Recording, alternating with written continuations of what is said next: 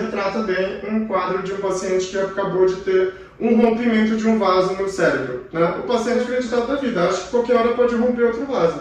Mas não, se fizer o acompanhamento adequado, com as visitas rotineiras até liberação do seu neurologista, o paciente fica bem. E muitas das vezes tem um sangramento sentinela por um pequeno sangramento, um histórico de dor de cabeça prévia, como era o caso de um dos pacientes que tiveram hemorragia subaracnoide aqui, ou que o paciente teve esse tipo de problema e ele falou que já tinha dores de cabeça há muito tempo. Muitas vezes o paciente tem um diagnóstico de ou uma cefaleia do tipo tensional ou uma cefaleia relacionada à parte migranosa. Tem protocolos que não tem o exame de imagem apenas se tiver os red flags, né? Que são os sinais de alerta. Mas todo paciente meu, por exemplo, eu peço exame de imagem, né? Porque eu não gosto de ter surpresas no decorrer do manejo neurológico e clínico do paciente. Então, os fatores de risco são malformação arteriovenosa, né? Que pode ter rompimento, diagnosticado com pressão alta e foi prescrito medicações, não deixe de tomar de maneira religiosa. É uma doença que ela é silenciosa, ela vai causando alterações no decorrer do tempo. E geralmente as alterações da hipertensão, apesar de elas ser silenciosas, são irreversíveis. As fases começam a tentar proteger o nosso corpo, então remodelamento vascular. Os vasos engrossam, alguns, outros afinam, o coração, como é o miocárdio, vai demandar mais trabalho. O seu músculo vai crescer, o coração também. Então, por isso que a importância do tratamento até que sane os fatores de riscos para controle da pressão alta, né? Que é perda de peso, exercício físico aeróbico, dentre outros. A hipertensão tem que ser controlada antes de ter a hemorragia, né, gente? Então tem que agir de maneira profilática. Então, para não ter hemorragia, tem que tratar, né? A ação arteriovenosa com a hipertensão já é grave, então tem que fazer o acompanhamento.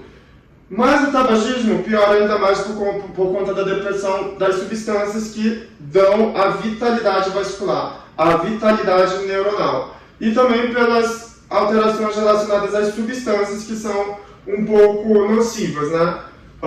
Não a nicotina em si, porém mais as substâncias que são nocivas do cigarro. O álcool com o tabagismo e a hipertensão, aí daí piora tudo, porque o álcool, como eu falei anteriormente no caso clínico, no primeiro caso clínico, ele com certeza, se for até mesmo em uso social, né, todo final de semana, porém por alguns anos, pacientes que não gostam de comer quando estão bebendo.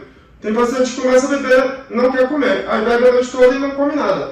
E daí acaba que vai diminuindo as substâncias, a não ser que você reponha de maneira oral, né? Porém nem sempre a reposição de maneira oral vai ser absorvida, já que quem bebe tem problemas relacionados à reabsorção venosa, relacionada também ao álcool, mas com RDW normal, que um dos fatores diferenciais de diagnóstico é diferenciar a depressão da vitamina B12 relacionada à parte carencial da anemia megaloblástica, né? Que é a anemia perniciosa, que eu também tenho alguns pacientes que têm anemia perniciosa e melhoraram, foram internados e passaram alguns dias internados, saíram sem diagnóstico, e daí um amigo me ligou e disse: doutor, eu acho que o senhor pode resolver porque eu já vi o senhor resolver um caso parecido. Então, outro fator de risco, né, é a cocaína, né, que é o F14, segundo o CID-11. No ano passado eu estava trabalhando na emergência psiquiátrica e na enfermaria psiquiátrica aqui do Amazonas, no SUS. Então, a gente acaba aprendendo bastante, né, com os psiquiatras relacionados aos Fs, né. F pode ser de Fabiano, porque eu sei quase todos os Fs. E outro fator também importante de risco é a anfetamina. Quais são as causas da ruptura aneurismática e da hemorragia subaracnoide como consequência, né? Principalmente os traumas, né?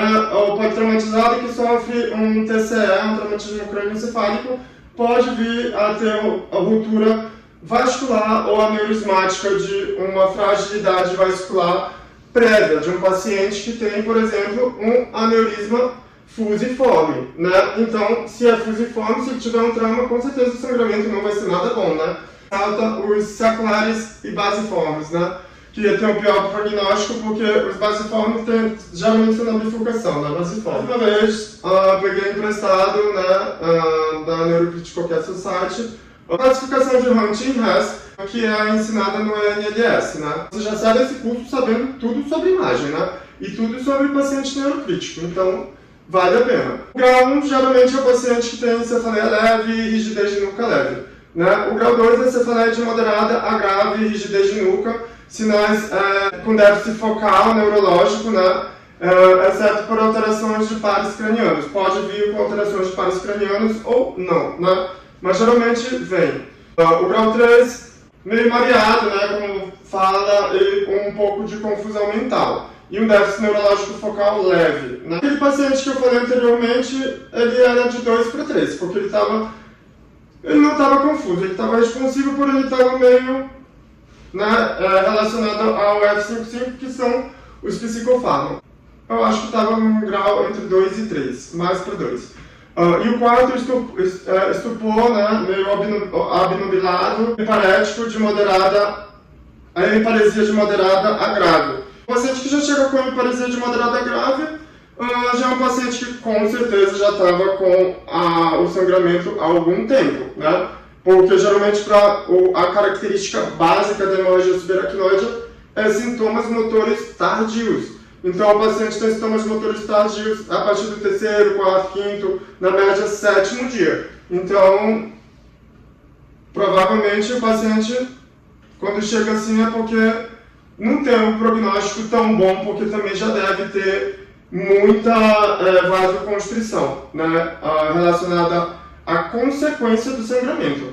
E o grau 5, que é o grau mais grave, que é o coma, né, postura de descerebração, né, que é a descerebração, né, que é o coma mesmo. Então, esse paciente, só um milagre, né? O histórico de uso de analgésico, como eu falei anteriormente, é relacionado à descaracterização da cefaleia e descaracterização também da enxaqueca, e acaba tendo uma cefaleia atípica, né? Bem comum às vezes o paciente já tem um histórico de dores, dentre outros, relacionado à parte das diversas e centenas, praticamente, de subclassificações das dores de cabeça, né? Tanto das cefaleias quanto das enxaquecas, das migrâneas, que também são cefaleias primárias e também das secundárias, então tem muitos tipos de dores de cabeça. Aqui é o diagnóstico, né? Eu fiz rápido também, mais uma vez, peguei emprestado, né? E aproveitando para fazer a propaganda, né? Porque a vida ela é feita de reciprocidade, que você aprende tudo no NLS, em todas as línguas. Ele fala que o diagnóstico, né, pode também ser complementado com a punção lombar. Então eu também sugeri que fizesse uma punção lombar, porque parece que o paciente já estava evoluindo com febre, mas nesse momento é bom descartar as causas da febre, se infecciosa ou com resposta relacionada ao sangue que irrita meninges e tudo mais, né?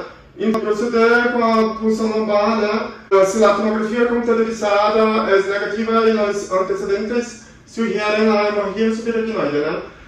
Os fundamentos para a punção lombar são confirmados. Xantocromia, né? A xantocromia, então aqui é o líquor translúcido, né? Que é o normal. E aqui é a xantocromia, que fala a favor da hemorragia subaracnoide, que nem é um sangramento tão intenso, mas também você vê que tem uma alteração, que não é também a parte infecciosa, né?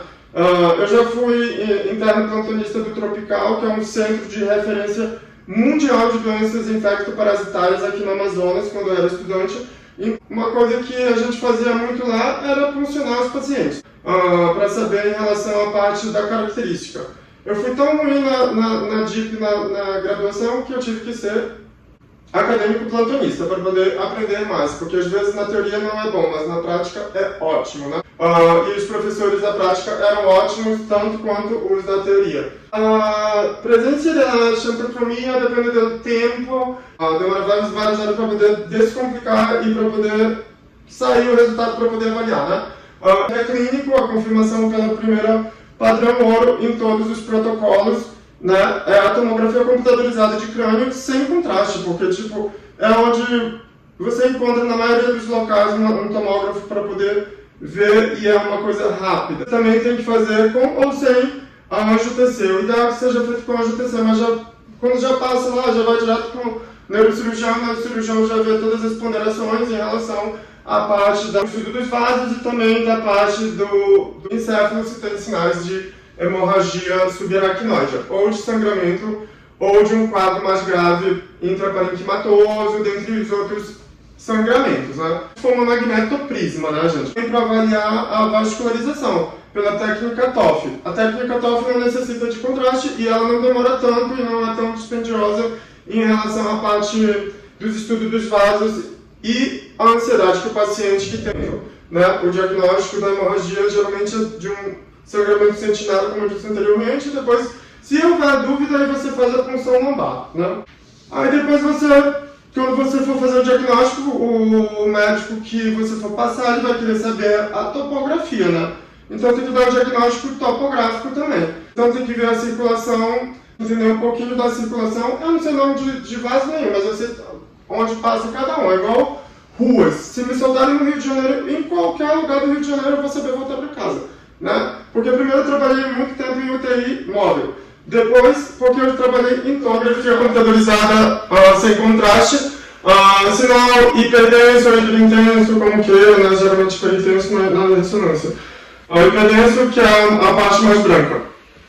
De acordo com a topografia, cisterna suprassalar, fissura silviana, bifurcação das artérias cerebrais médias, cisternas pré-pontinas, que o paciente que eu mostrei tinha na fissura silviana, cisterna suprassalar, também tinha na cisterna pré-pontina.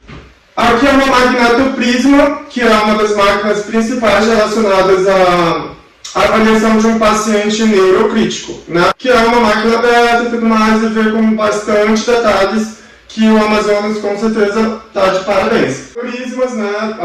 A gente observa também na artéria carótida interna, artéria comunicante posterior e anterior. Os exames complementares, né? O eletrocardiograma vai apresentar bloqueio atrioventricular, arritmias, bradicardias, aumento do intervalo QT e inversão da onda T.